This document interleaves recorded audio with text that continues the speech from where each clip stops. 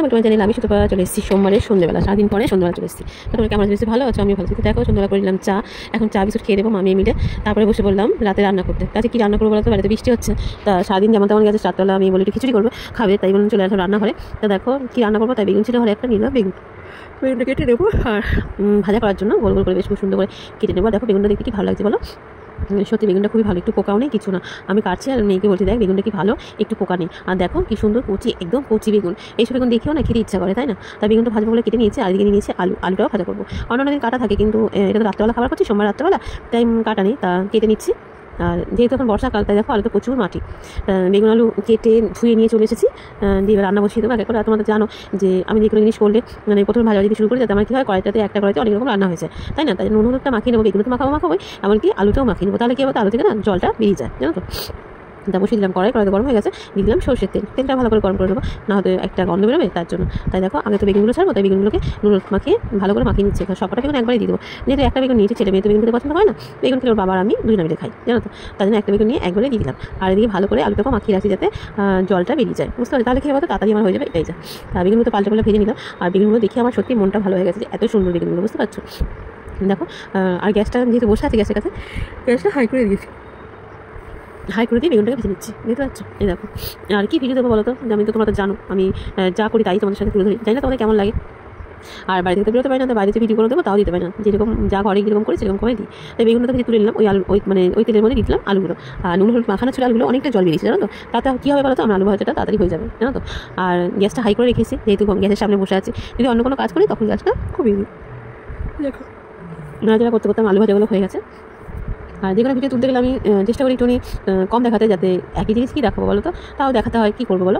দেখো আলুটা তো কালার দেখে বুঝতে পারছো আলুটা হয়ে গেছে, আলুটা আমি তুলে নেবো। আর যে কোনো ভাজা তুলতে গেলে আমি কী করি বলো তো, একটা থালার মধ্যে তুলি, তাহলে আমার বাসনটাও কম হয়, আর একটা থালার মধ্যে তুললে না দেখতেও ভালো লাগে, জানো তো। তা রাত্রেবেলা বৃষ্টি হচ্ছে তো বাইরে, তার জন্য মেয়ে বলে খিচুড়ি করে ফেলে, না অন্যদিন রুটি পরোটা লুচি হয়, আর খিচুড়ি খেতে সবাই ভালোবাসে, তা আবার মুগ ডালের খিচুড়ি। যদি তুমি সিদ্ধ চাল দিয়ে করো তাহলে কেউ খাবে না, তার জন্য তেলের মধ্যে জিরে শুকনো লঙ্কা তেজপাতা ফোড়নে দিয়ে দিলাম, তারপরে মুগ ডালটা ভালো করে ধুয়ে নেবো, তাই না। বাড়িতে জল নিয়ে ডাল দিয়ে দিলাম পরিমাণ মতন, ডালটা ধুয়ে নিলাম, আর একটা গাজর কেটেছি, গাজরটা তেলে দেবো, তারপরে দিয়ে দেবো মধ্যে সেই ধুয়ে রাখা ডালগুলো। আর মুগ ডালটা একটু বেশি ভাজতে হয়, তাই জন্য মুগ ডালটা ভালো করে ভেজে নিচ্ছি, এদিক ওদিক ওপাশ টেপাশ করে, বুঝতে পারছো।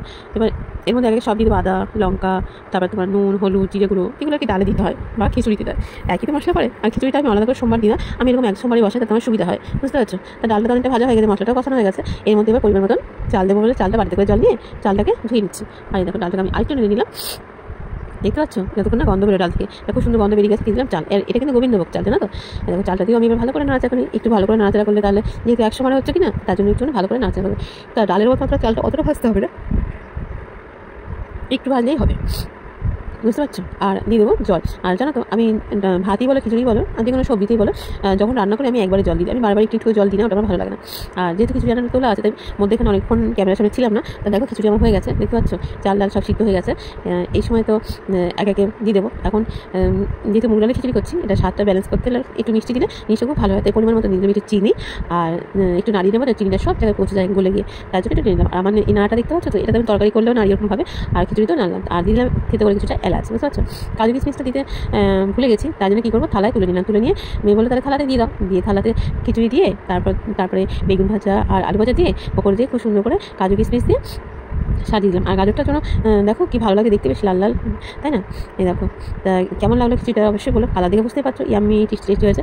এটা চলে এলাম মঙ্গলবার দিন সকালবেলা, বসিয়ে দিলাম ভাত, আর দিয়ে দিয়েছি ডিম সিদ্ধ, কেটে নিয়েছি লাউ, তারপরে লাউগুলো না এরকম করে কেটেছি, দেখো তোমরা কেমন করে কাটো, দেখো এরকম করে কেটেছি। মধ্যে টিফিন খাওয়া হয়ে গেছে, চা খাওয়া হয়ে গেছে, সেটা তোমাদের আজকে দেখালাম না। এদিকে বসিয়ে দিয়েছি কড়াই গরম করে দিয়ে দিলাম সরষের তেল, তার মধ্যে দিলাম তেজপাতা জিরে আর শুকনো লঙ্কা, এটা তেলের দিয়ে একটু ভালো করে নাড়াচাড়া করে নেবো। তোমরা কি সময় দাও অবশ্যই বলো, আমি তো জিরে সময় দিই, তাই জিরেটাকে একটু ফোড়নটাকে একটু ভালো করে ভেজে নেবো। দেখো ফোড়নটা ভাজা হয়ে গেছে, খুব একটা তো পোড়াই না আমি, তাই একটু নাড়াচাড়া করতে এর মধ্যে দিয়ে দিলাম সেই কেটে রাখা লাউ তো আমি ছোলার পরে লাউটা ধুয়ে নিলাম, তো কাটার পরে লাউটা ধুই না, বুঝতে পারছো।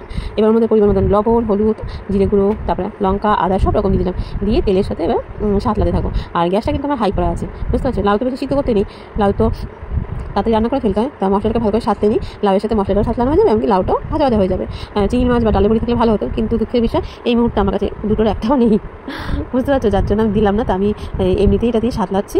আর লাউ থেকে তো জানো তোমরা জল গালে, একটু ঢাকা দিয়ে দিলে জল গালে, জানো তো। তো আমি ঢাকা দিই, আমি অনবরত নেড়ে যাচ্ছি, নাড়তে নাড়তে দেখছি একটু পরে দেখছি এরকম নাড়তে নাড়তে একটু জল বেড়ে গেছে। আবার নুন দিয়েছি না, নুন দিলে তো আরও জলটা গালবে। আর এক্সট্রা আমি জল ব্যবহার করবো না, যে লাউয়ের জল বেরোবে সেটা দিয়ে কষাতে কষাতে রান্নাটাকে কমপ্লিট করে ফেলবো, বুঝতে পারছো। এই দেখো ভাজা ভাজা অনেকটা হয়ে গেছে না, নাড়াচাড়া করতে করতে। যে কোনো জিনিসকে টাইম হাতে সময় নিয়ে একটু ভালোভাবে করতে হয়। আর গ্যাসটা সবসময় আমি কমিয়ে করি না সবসময়, কারণ গ্যাসটা হাই করে রান্না করলেই দেখবা সেই রান্নার টেস্টটা বেশি ভালো হয়, যেটা আমার মতে বলে, বুঝতে পারছো। এই দেখো জল বেরিয়েছে, এখন কিন্তু সিদ্ধ হয়নি লাউটা, দেখতে পাচ্ছ আর্ধেক সিদ্ধ হয়েছে, কালার দেখেই বলে যাচ্ছে। এবার এই দেখো লাউটা এতক্ষণে নাড়াচাড়া করতে করতে এবার হয়ে এসেছে। এবার এইখানেও আমি একটু চিনি দিই, কিন্তু মাকে দেখতাম মা চিনি দিত না, কিন্তু জানি না আমাদের বাড়িতে যেমন একটু ঝাল ঝাল নুন মিষ্টি মিষ্টি হলে জিনিসটা বেশ ভালো লাগে, তাই না। তাই দিয়ে দিলাম চিনি, আর একটু মানে কাদা কাদা করার জন্য, মানে গামাখা গামাখা করার জন্য দিয়ে দিলাম ওপর থেকে একটুনি শুকনো চালের গুঁড়ি। এবার ওটাকে চিনিটাকে চালের গুঁড়ো ভালো করে মিশিয়ে দেবো, যাতে চালের গুঁড়োটাও সিদ্ধ হয়ে যায়, চিনিটাও গলে যায়, সব দিকে মিশিয়ে একটু ভালো করে নাড়াচাড়া করবো।